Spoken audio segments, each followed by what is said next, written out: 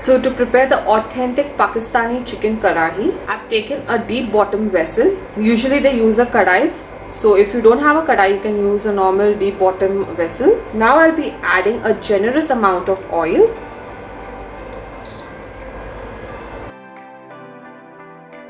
For your chicken karahi to be tasting really good, you need a lot of oil in it.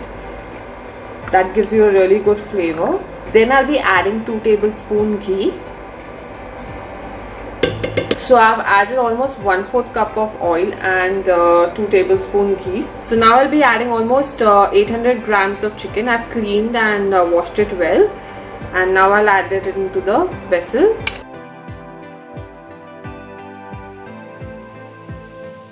To this I'll be adding 1 teaspoon salt,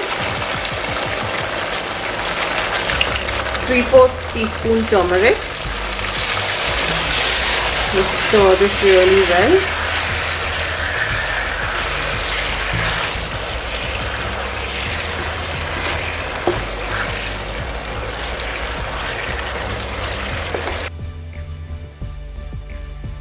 Now I'll be adding 1 medium-sized sliced onions. Usually the original recipe, they don't add onions, but the modernized version of the chicken karahi, to make a nice gravy, they add onions.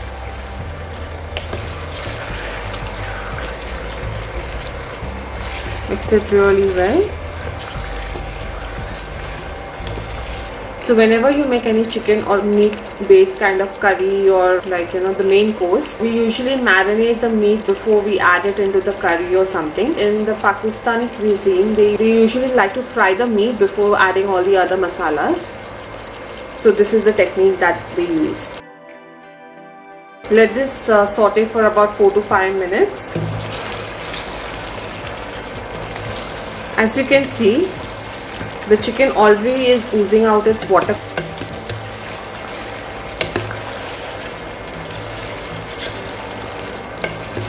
It's almost 5 minutes.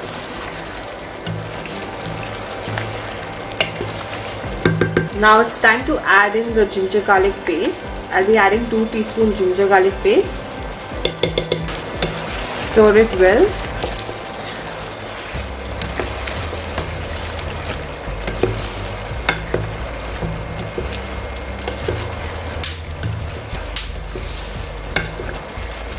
And let all this saute for another 3 to 4 minutes.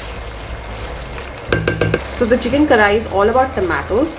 So you need to have nice ripe tomatoes. I've taken about 4 medium-sized tomatoes and chopped it. It's almost been 4 minutes. And this is how it looks like. Now it's time to add in the chopped tomato.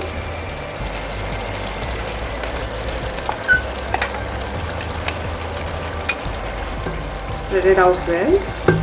I'll add in some salt as per taste, some chopped green chili,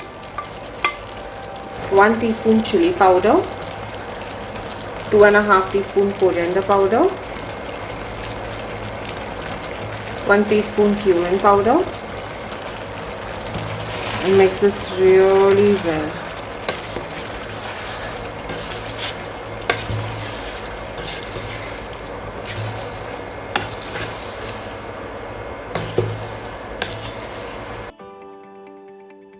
I mixed this really well. Now I'll lower the heat and keep it on a medium-low flame and let this cook for about 18 to 20 minutes with the lid covered. So in this you don't need to add any water because the tomatoes already have water and the chicken itself has oozed out a lot of water. So I want to make it like a semi-dry consistency. So I don't need to add any extra water in this. Let's cover it. It's almost 10 minutes. Let's have a look. You need to stir it in between so you ensure nothing is stuck at the bottom of the pan. Looks really amazing. Cover it and let it cook for another 10 minutes.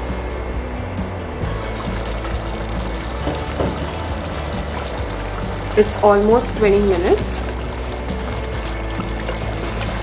And this is how my karahi gravy looks like. Now time to add in some more ingredients. I'll be adding 2 tablespoons of whisk yogurt, 3/4 teaspoon garam masala or any kind of chicken masala you can add, a pinch of kasuri methi or dried fenugreek leaves. This is optional, but it will give a good flavor for the karahi. Let's stir this all together.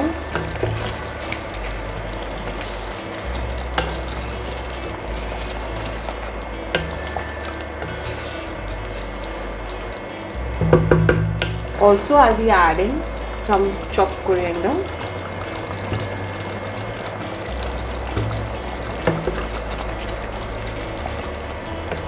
Stir it really well. At this point you can check for the salt and everything, if everything is okay, and let this cook for another 5 to 6 minutes or until the water is nicely evaporated. It's almost past 4 to 5 minutes. So as you can see, oil is oozing from the gravy, so your karahi is done. Just give it a quick stir and switch off the flame. While serving the karahi, you have to serve it piping hot. You can garnish it with ginger juliennes and cut chilies and some coriander. So I hope you all enjoyed watching the video, guys. Please do like and subscribe to our channel. You can also follow us on Facebook, Instagram and Twitter and show us your love. We'll see you next time, guys.